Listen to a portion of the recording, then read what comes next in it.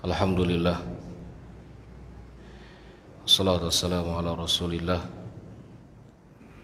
wa ala alihi wa ashabihi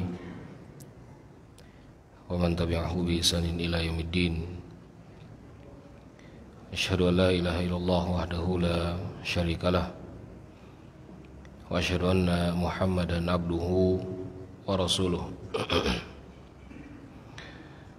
Allahumma shalli ala Muhammadin wa ala ali Muhammad kama shallaita ala Ibrahim wa ala ali Ibrahim wa barik ala Muhammad kama barakta ala Ibrahim wa ala ali Ibrahim fil alamina innaka Hamidum Majid. Hadirin jamaah salat maghrib rahimakumullah. Bahasan kita malam ini insyaallah dengan pertanyaan-pertanyaan ya. Pertanyaan yang pertama adalah, bolehkah meringkas khutbah Jumat menggunakan HP ya, daripada tidur ketika khutbah? Hadis tentang khutbah Jumat, Rasulullah SAW pernah menyatakan, man qala li akhihi uskut, barang siapa yang menyebutkan kepada saudaranya diam, maka faqad lagha, maka dia telah lalai. Para ulama menyebutkan lalai tidak mendapatkan pahala Jumat. Kemudian para ulama ahli fikih, ulama fikih menyebutkan, Imam Ahmad dalam fikihnya menyatakan bahwa wajib seseorang itu untuk mendengarkan khutbah. Wajib seseorang itu untuk mendengarkan khutbah. Dan ketika dia tidak mendengarkan khutbah,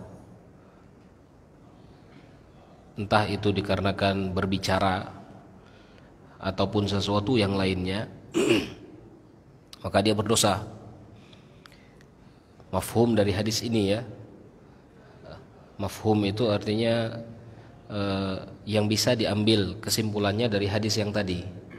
Jadi bukan hanya berkata itu saja, berkata uskut itu saja, tapi semua perbuatan yang mempunyai nilai sehingga dia itu tidak mendengarkan khotib, maka dia berdosa.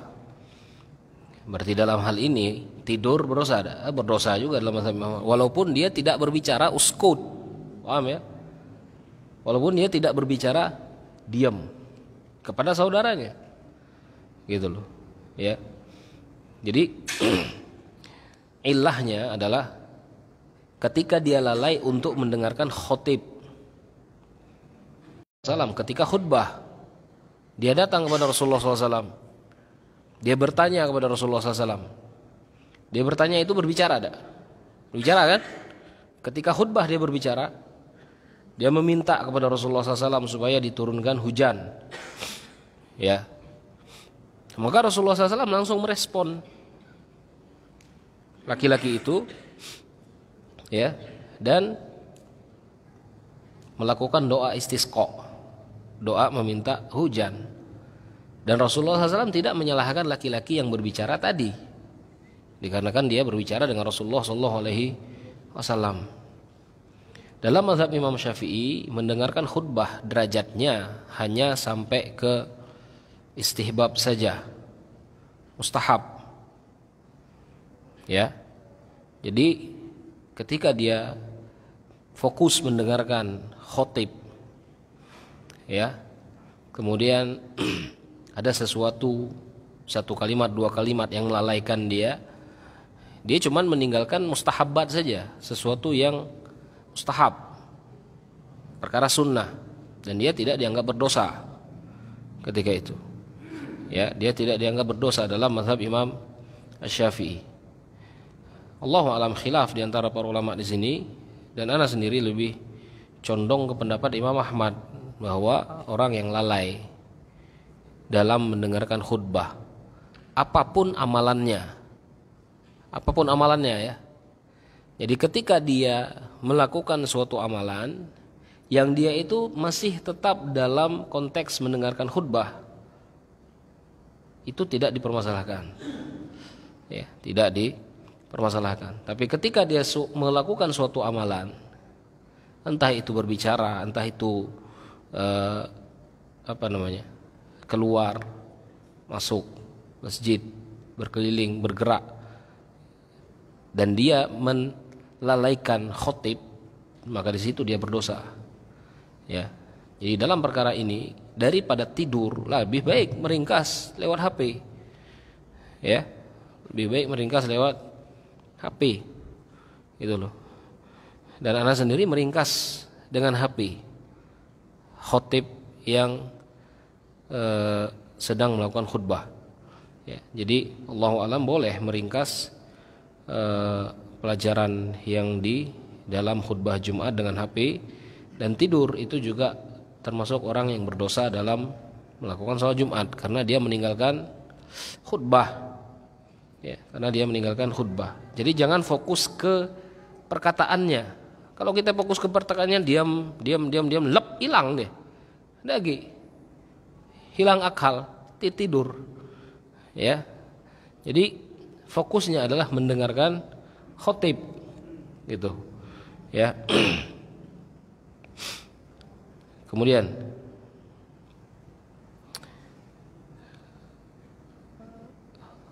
di musim-musim sekarang ini banyak, ada yang bertanya kemarin ya, meninggalkan sholat Jumat dikarenakan musim-musim corona seperti ini, berdosa atau tidak kira-kira? Ini tergantung dia menilai virus itu dari sisi apa, berbahaya atau tidak. Kan macam itu. Ya. Kalau misalkan dia itu menilai memang berbahaya ya, dan bagi dia yang sakit misalkan ketika datang ke masjid memberikan mudarat entah untuk dirinya ataupun untuk orang lain, dan mudaratnya itu sahih, bukan dibuat-buat. Paham? Bukan dibuat-buat maksud aku. Paham enggak dibuat-buat? Ke masjid pikirannya takut sakit, nongkrong pikirannya sehat, aman insyaallah. Ini dibuat-buat ini. Ya, mudarat yang dibuat-buat. Nah, kalau misalkan mudaratnya itu sahih, dia betul-betul panas badannya, hidung ndak tahu lagi mencium apa-apa. Misalkan. Ya. Kemudian dia merasa ketika dia ke masjid bisa-bisa dia menularkan misalkan. Maka dalam keadaan ini dia boleh untuk meninggalkan masjid. Ya, boleh untuk meninggalkan masjid. Adapun yang sehat macam kita, yang ditebang 3 hari lomade tumbang, boleh tidak kita menggunakan fikih seperti dia yang sakit itu? Artinya apa? Artinya ketakutan kita itu kita yakini. Apa? OTG bae. Kita meyakini orang-orang ini OTG bae. Orang tanpa gejala misalkan. Ya. Kita yakini. Kepastiannya belum ada.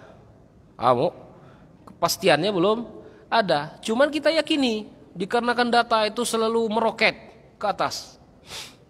Ya. Kalau kita yang ditebang 3 hari itu lumane tumbang, jangan berpikiran seperti yang sakit. Gitu loh. Ya. Jangan berpikiran seperti orang yang sakit. Karena apa? Karena kita ini harus menghukumi dengan zohir. Dengan zohir yang terlihat. Data orang-orang itu benar tidak terkena virus itu. Ya. Jadi seperti itu. Dengan tetap menjaga diri masing-masing. Dan hukum sholat Jumatnya itu tetap wajib. Ya. Tetap wajib. Ya, tidak boleh orang misalkan dia dalam kondisi sehat ketika sholat Jumat dia berpikir takut di masjid itu full orang yang sakit sehingga dia sholat zuhur baik. Ya, ketakutan dia itu cuman sekedar perasaannya saja, tidak ada datanya. Benar dah orang di masjid itu semuanya terkena itu. Ya, jadi Kalau ada kondisi yang sehat, ya, dan kita takut untuk pergi ke masjid, maka hilangkan takutnya, bukan masjidnya yang ditinggalkan. Ya, hilangkan takutnya. Dan bagaimana cara menghilangkan takut itu? Silahkan proteksi dirinya masing-masing. Entah itu pakai masker misalkan, bertakwa semampunya kepada Allah Subhanahu wa taala. Ya, fattaqullaha mastata'tum. Entah menggunakan masker, entah misalkan sebelum ke masjid itu cuci tangan dulu, setelah keluar dari masjid ganti baju, yang penting sholat Jumat. Kan macam itu caranya. Kalau misalkan takut karpet ini kena bersin-bersin orang, bui karpet sendiri, tidak jadi masalah. Jangan sholatnya langsung di-cut. Ya, ini bagaikan orang yang panjang kukunya, jari dikutang, yang macam ini nih. Ya, jadi silahkan proteksi diri Anda itu dengan ilmu yang diajarkan medis. Apa yang diajarkan medis? Ya, perlu pakai helm tuh, pakailah helm tuh. Pas sujud baik, kelak dibuka. Ya, jangan sholatnya yang ditinggalkan. Ya, jadi seperti itu. Jadi kalau misalkan kita yang sehat dalam keadaan seperti ini, tetap sholat ke masjid dengan tetap melaksanakan protokol tadi, ya, protokol kesehatan itu tadi. Entah itu misalkan kita duduk ke paling pojok, tidak usah dekat-dekat ke orang, ya, lakukanlah usaha-usaha itu.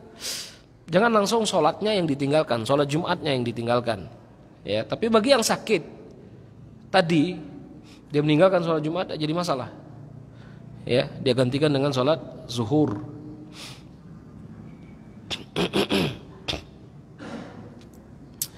Kemudian yang ketiga, soal selanjutnya, hukum menjual barang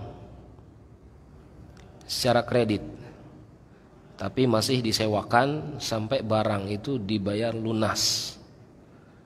Contoh, ku jual HP ini, bukan HP lah, rumah ya.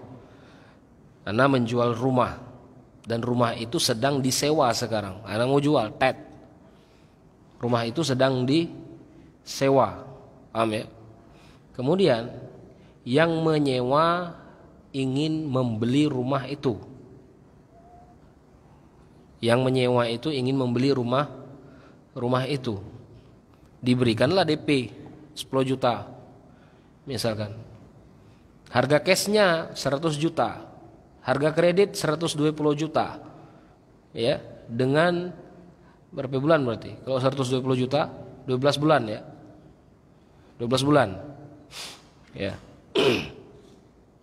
Kemudian sang penjual meminta syarat. Ya. Rumah ini menjadi milik ente secara sempurna ketika bayarannya sudah 120 juta. Dan selama itu ente nyicil, cicilan ente itu plus biaya sewanya. Paham enggak? Paham? Apa hukumnya seperti ini? Haram hukumnya. Ya, hukumnya haram. Ngapain haram? Walaupun kedua-duanya sepakat, oke, ridho dengan ridho. Udah dia baca, dia meridhoi sesuatu yang Allah haramkan. Udah dia baca. Ya.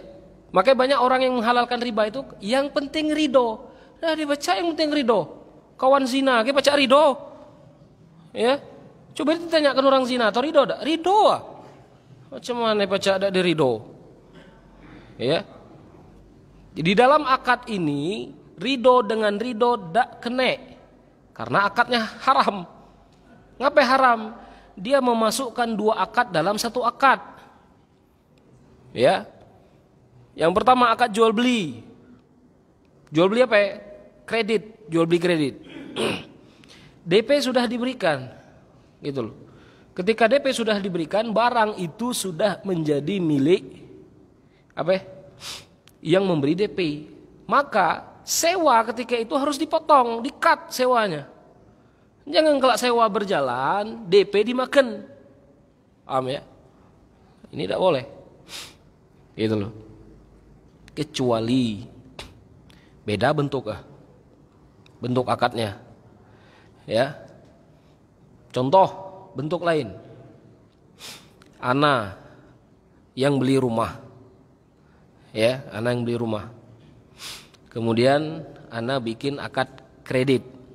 Macam tadi misalkan cash 100 juta, kemudian kredit 120, tempo 12 bulan. Ya dah. Ana yang beli akad antara ana dengan penjualnya. Terus ana cari yang mau sewa rumah ini. Paham enggak? Ana cari yang mau sewa rumah ini. Kemudian dia sewa. Dia bayarkan aku. Duit sewa itu aku bayar untuk membayar cicilan rumah itu. Halal yang macam ini? Halal yang macam ini. Ya, yang macam ini halal karena apa?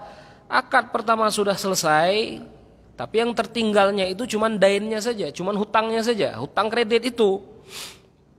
Kemudian ana bikin akad baru untuk membantu membayar kreditnya dengan orang penyewa tadi. Karena barang sudah milik ana itu, barang. Rumah itu sudah menjadi milik ana. Kunak pakai, kunak sewa, kunak apa, pun terserah aku. Ya. Jadi seperti itu. Cuman nanti dalam menentukan DP itu yang perlu kesepakatan macam mana, gitu loh. Jadi akad yang pertama tadi, ya, sewanya masih berjalan, kemudian kreditnya juga berjalan, itu akad haram, ya, tidak boleh karena memasukkan dua akad dalam satu akad, ya. Terus, apa hukumnya bersolawat namun dengan niat ingin mendapatkan hadiah dalam undian seperti handphone, jam tangan dan lain-lain? Apa kira-kira hukum? Boleh tak? Yang pertama yang harus kita bahas itu undiannya dulu. Undiannya yang macam mana? Apakah undiannya yang termasuk judi? Ya, atau undian yang memang diselenggarakan oleh satu pihak. Paham enggak? Contoh undian judi itu misalkan, nih ya undian judi ya. Ada yang membuka undian macam itu.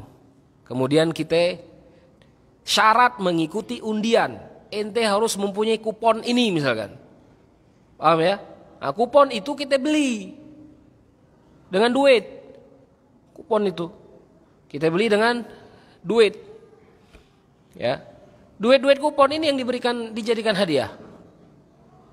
Duit-duit kupon ini yang dijadikan hadiah. Kita ingin ikut undian yang seperti ini, tidak usah bersolawat, lah haram hukum. Ya. Jangan kalau udah ikut undian macam ini bersolawat, Allahumma sholli ala Muhammad wa ali Muhammad. Macam mana ini bersolawat atas sesuatu yang haram? Ya, tidak boleh yang seperti ini. Undian yang seperti ini tidak diperbolehkan, gitu loh.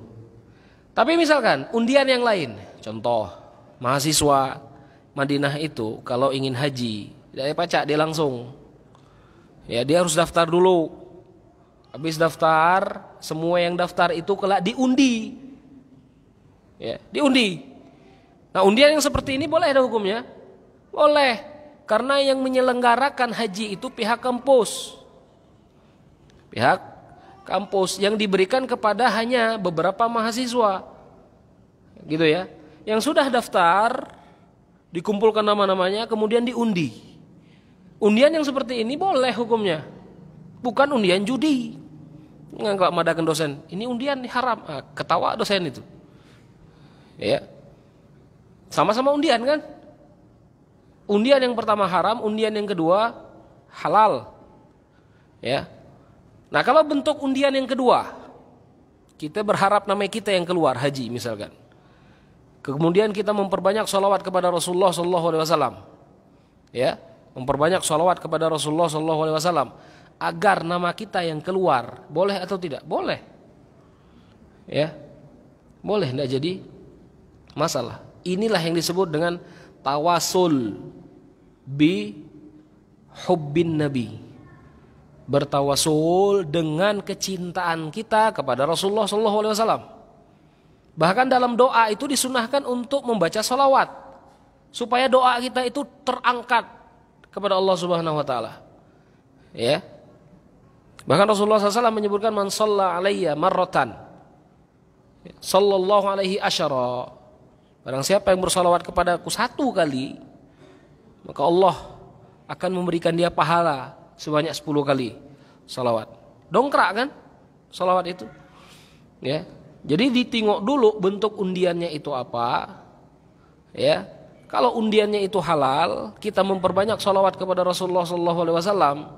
Dengan salawat itu kita meminta agar Allah memberikan kita hajat yang tadi, hajat haji, hajat namanya kita keluar dapat motor, hajat lain sebagainya, hajat-hajat yang halal. Ya. Tidak jadi masalah. Tapi kalau hajat-hajat yang haram, ya udah boleh. Ya. Tidak diperbolehkan.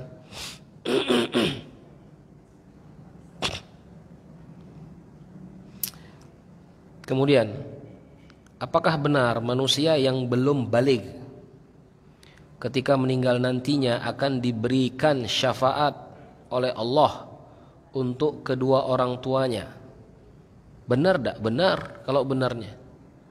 Imam Bukhari pernah meriwayatkan bahwa Rasulullah SAW pernah mengatakan, tidaklah seorang ibu ketika ditinggalkan 2 atau 3 anaknya, 2 atau 3 anaknya, maka anak ini akan menjadi syafaat baginya di hari kiamat.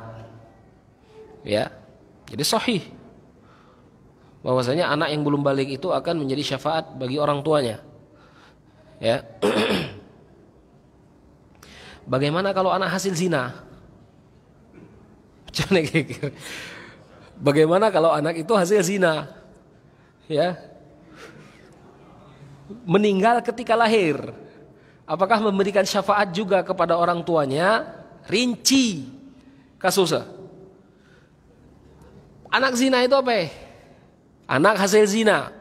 Yang haram itu anaknya atau orang tuanya? Perbuatan orang tuanya. Ya, yang haram itu perbuatan orang tuanya.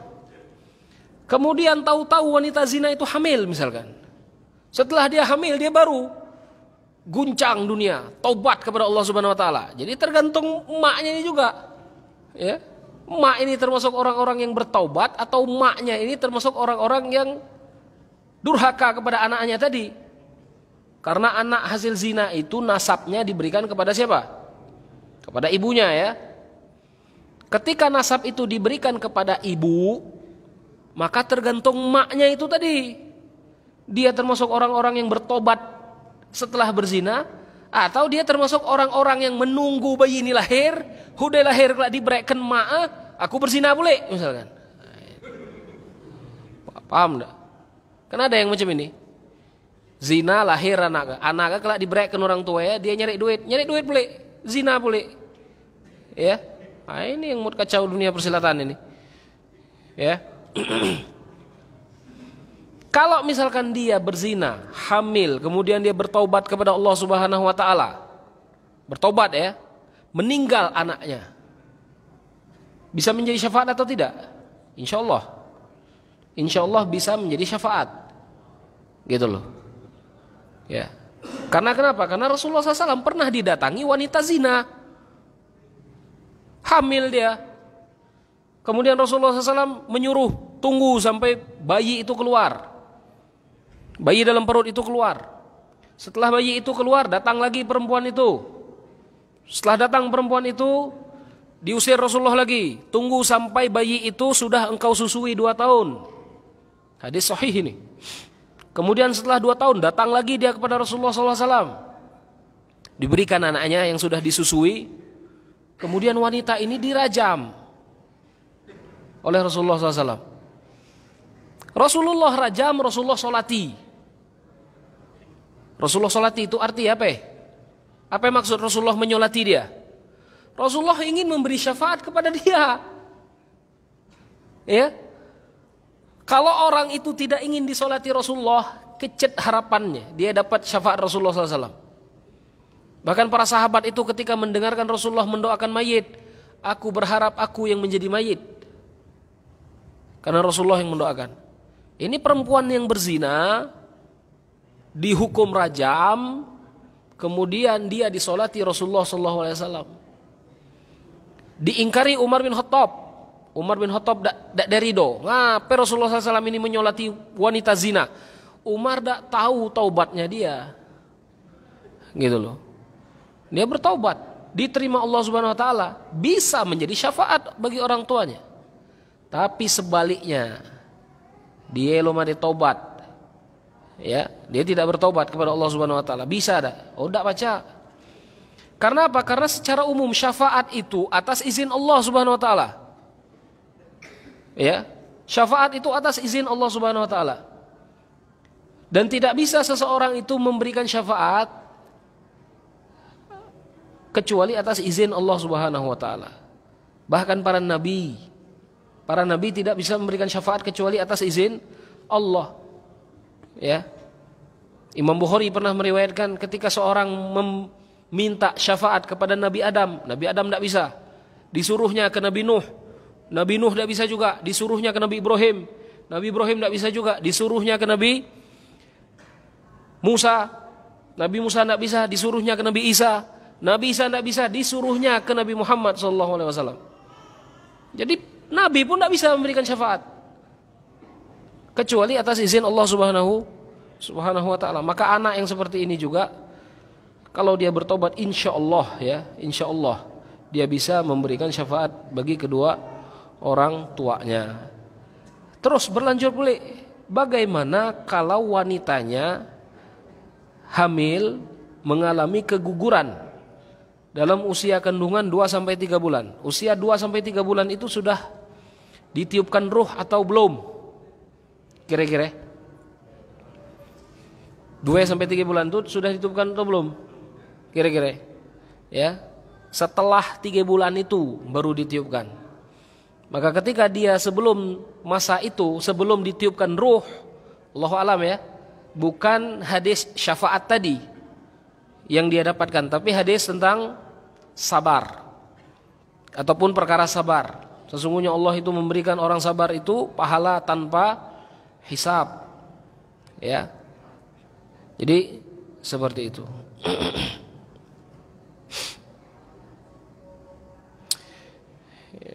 Ini pertanyaan ya dari laki-laki, apakah boleh saat sholat memakai kalung atau perhiasan?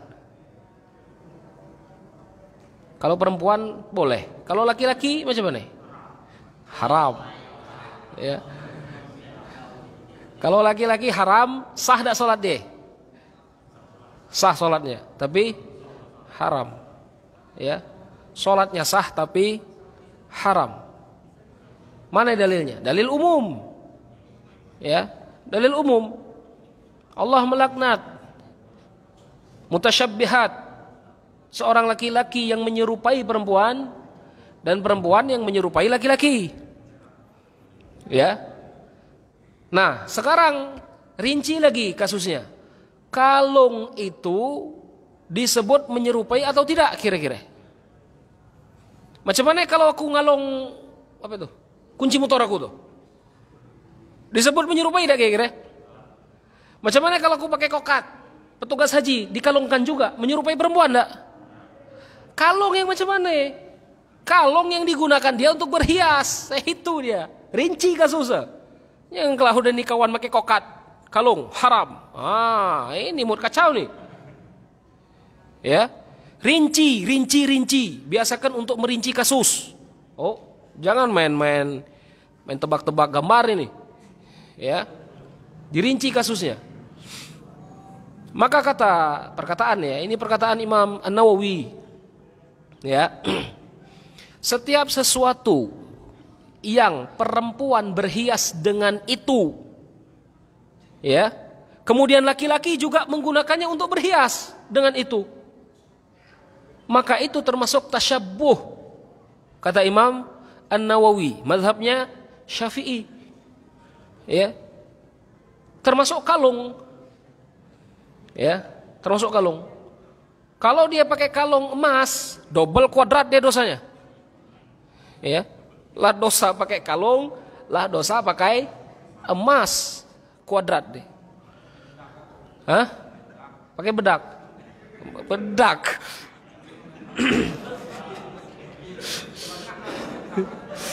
Bedak ini tidak ada termasuk ya. Bedak ini. Bedak ini. Bedak insya Allah tidak ada masuk. Ya. Pakai gincu ini masalah ini. Kalau pakai gincu, ya. Macam mana laki-laki pakai gincu? Masalah tak? Kita kayak pacak ningok bermasalah ini. Takut ditangkap dia. Ya. Nah, ini. Jadi kalung itu haram untuk digunakan. Laki-laki menggunakan kalung haram. Kecuali sesuatu yang dikalungkan yang memang ada manfaatnya. Kokat. Apa ya? Kunci. Ya. Dikalungkan jangan sampai hilang. Tidak masalah. Kemudian yang kedua kata Imam An-Nawawi, selain kalung, gelang. Gelang. Ya. Gelang itu hiasan perempuan. Ini perkataan Nawawi ya, Imam An-Nawawi, gelang tidak boleh. Jam macam mana? Jam kan digelangkan juga. Ini untuk nengok waktu nih. Bukan untuk berhias. Ya. Ini kadang-kadang ada yang berhias yang pakai apa? Ini nih, yang bertanduk tuh. Gelang yang bertanduk. Ataupun misalkan pakai gelang rantai. Dia pun misalkan anak-anak gaul. Asyik. Ya. Yang seperti ini tidak diperbolehkan. Hah?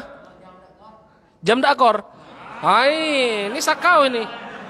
Ngapain pakai jam dakor? Ya, ada sesuatu nih.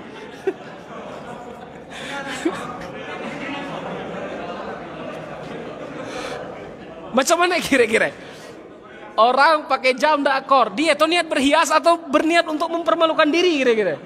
Ya, sesuai, mana ini pakai jam dakor ini? Ya. Jadi gelang juga termasuk. Ya. Kecuali kataku tadi, sesuatu yang mempunyai illah. Jamaah haji pakai gelang. Supaya tahu dia kloter mana. Jangan dicabut gelang itu. Supaya tahu dia kloter mana. Ya. Tidak masalah. Ya itulah beda pula kisah. Ya, maka harus dijelaskan. Ngapain pakai gelang ini? Ya. Jadi harus dijelaskan. Gelang juga termasuk. Tidak boleh laki-laki berhias dengan gelang. Ya, dibuka. Ya, dibuka. Kalau sudah pulang itu dibuka. Ya. Tidak boleh laki-laki berhias dengan gelang. Anting. Jangan nyari dalil larangannya. Dalil umum larangannya. Yang mengkhususkannya perkataan ulama. Makanya ini perkataan Imam Nawawi ini. Anting-anting. Jangan kelak. Ini maco pakai bukan maco. Pakai anting-anting. Itu tetap perempuan itu anting-anting itu. Ya. Anting-anting tetap perempuan. Enggak boleh. Gelang kaki, lebih kali itu. Ya. Jadi yang sesuatu yang seperti ini tidak boleh digunakan untuk berhias laki-laki. Dan kalau dia sholat, apa? Oh masuk itu coba naik kisah gue deh. Foto kita ini jadi perempuan, tidak boleh, ya? Tidak boleh. Foto kita ini jadi perempuan, tidak boleh, ya? Tidak boleh. Jadi tadi ya. Nah kalau orang-orang pakai kalung, pergi ke masjid, dia sholat, ya, sholatnya tetap sah, ya, sholatnya tetap sah. Jangan kelak kawan bekalung, kalungnya yang di ini, so pagi tidak ketinggalan kayak di masjid, paham ya? Dan ini yang banyak terjadi, kawan-kawan yang bertato, ngapain ada sholat? Aku ada tato gitu deh. Karena dia meyakini tato dia itu membatalkan sholat. Ya. Bertato, sholat, sholatnya sah tato, dia berdosa. Bekalung sholat, sholatnya sah kalung, dia yang berdosa. Gitu loh. Laki-laki pakai emas misalkan. Taruhlah bencong semayang, sah tak? Oh sawah, bencongnya itu yang berdosa. Tidak ada baca di seorang ini. Ya. Jadi macam itu. Ya. Bencong maksud aku orang laki yang sifatnya seperti perempuan. Bukan kayak bencong yang lah di-cut maksud aku tuh. Yang di-cut itu maksudnya berubah. Ya. Jadi ada pembahasan khusus dalam masalah fikih bagi yang muhonnas. Muhonnas itu artinya apa namanya? Yang memiliki dua kelamin. Yang memiliki dua kelamin. Alhamdulillah kita normal, baik. Ya, jangan kelak di bawah muncul di atas muncul, oke? Nah, ini mau kacau ini. Kalau di bawah muncul di atas muncul berarti harus ada yang di-cut. Gitu loh. Harus ada yang di-cut. Kalau yang di bawah muncul di atas muncul, yang di atas di-cut, yang di bawah untuk kencing. Paham ya? Jadi orang ada salah satunya yang di-cut. Gitu loh. Kecuali misalkan dia itu condongnya ke perempuan, ada daging sedikit muncul seperti laki-laki, di-cut daging itu.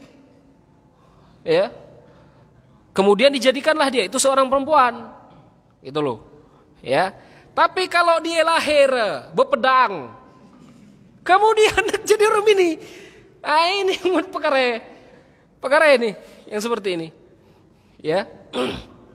Jadi yang seperti ini tidak diperbolehkan. Ya.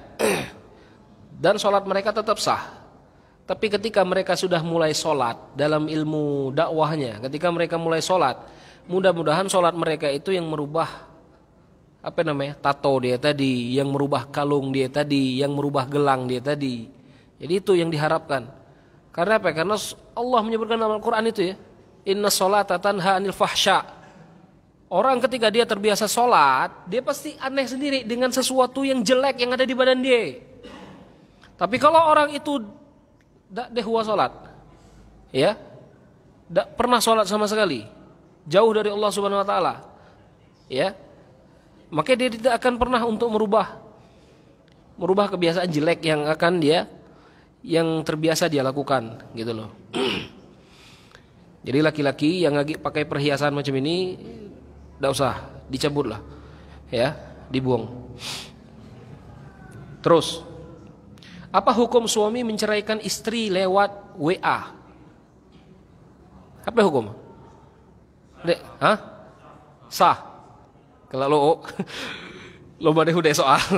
Setelah ditanya kepada suami, langsung suami menjawab, hanya sekedar tulisan saja, tidak ada niat dalam hati, atau ucapan secara langsung. Sah tak talak yang macam ini? Sah talak? Ngapain sah? Jadi sahih. Hujjah makbul. Rasulullah SAW itu menyebutkan ada perkara-perkara yang tidak boleh dijadikan main-main. Kawin, talak, kemudian nikah. Nikah dengan kawin sama ya? Apa? Satu lagi, ya, rujuk. Ya, itu tidak boleh dijadikan main-main.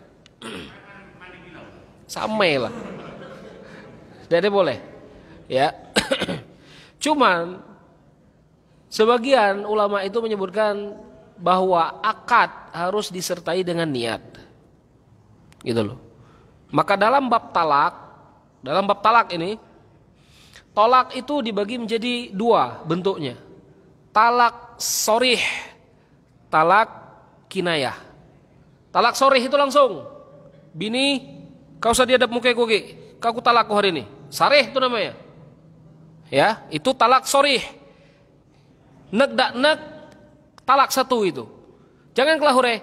Ku main-main tadi bini. Dia baca. Itulah talak satu. Ya, itu sudah kena talak satu.